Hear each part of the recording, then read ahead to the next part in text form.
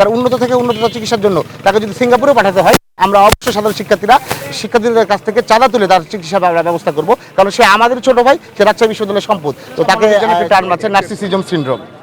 তো সেই সিনড্রোমের কারণটা হলো কি, যে কোনো ব্যক্তি নিজেকে অন্য অন্য পেশা কিংবা অন্যান্য ভূমিকায় নিজেকে ভাবে কল্পনা করে এবং অনেক বড় গুরুত্বপূর্ণ হিসেবে ভাবে। 2002 সালে হলিউডের একটা মুভি রয়েছে, সেই মুভিটির নাম হলো catch me if you can. তো সেখানে 19 বছর বয়সে এক তরুণ, সে কখনো নিজেকে চিকিৎসক ভাবে, সে চিকিৎসা দেয়, নিজেকে কখনো পাইলট ভাবে, সে প্লেন নিয়ে ছোটাছুটি করে, আদতে কিন্তু সে সেই বিষয়ে অভিজ্ঞ না।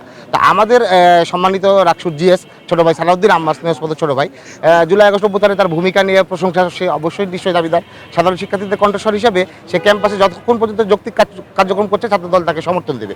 কিন্তু সেটি যখন তার সীমা লঙ্ঘন করে ফেলে এবং তার অনধিকার চর্চা হয়ে যায়, এটিকে বেয়াদবি বলে আখ্যায়িত করা যায়। এবং একটি সংগঠনের ব্যানার তিনি ফেসবুকে আলটিমেটাম দিয়ে, আসলে ফেসবুক কিন্তু আমাদের স্বীকৃত কোনো মাধ্যম নয়, এটি একটি সামাজিক যোগাযোগ মাধ্যম, সেখানে তিনি একটি রাজনৈতিক বিষয়কে সামনে এনে যেভাবে অপব্যাখ্যা দিয়েছেন এবং ব্যানার টেনে ছিঁড়ে ফেলার মতো যে ধৃষ্টতা দেখেছেন, এটি পাগলামি ছাড়া কিছুই নয়। একজন শিক্ষার্থীর কাজ, তার কাজ না মাননীয় উপাচার্যর কলার টেনে ধরা, তার কাজ না বিভিন্ন প্রতিষ্ঠানে তালা মারা, সে কিন্তু এখানে প্রশাসকের ভূমিকা, সে ছাত্র হয়ে প্রশাসকের ভূমিকায় পালন করছে। ওই যে ক্যাচ মি ইফ মুভি, সেই মুভির মতো নার্সিসিজম সিনড্রোমে সে ভুগছে এবং তার চিকিৎসা দরকার। জাতীয়তাবাদী ছাত্রদল অনুভব করেছে সাধারণ শিক্ষার্থী হিসেবে বিশ্ববিদ্যালয়ে একটি মানসিক চিকিৎসা কেন্দ্র রয়েছে, সেখানে যদি সে চিকিৎসা না করতে পারে, তার উন্নত থেকে উন্নততর চিকিৎসার জন্য তাকে যদি সিঙ্গাপুরে পাঠাতে হয়, আমরা অবশ্যই সাধারণ শিক্ষার্থীদের কাছ থেকে চাঁদা তুলে তার চিকিৎসা ব্যবস্থা করব, কারণ সে আমাদের ছোট ভাই, সে রাজশাহী বিশ্ববিদ্যালয়ের সম্পদ। তো তাকে সে যেন বকে না যায়, সে যেন মানে পথভ্রষ্ট না হয়ে যায়, তার জন্য মতিভ্রম না হয়, সেই জন্য আমরা ছাত্রদল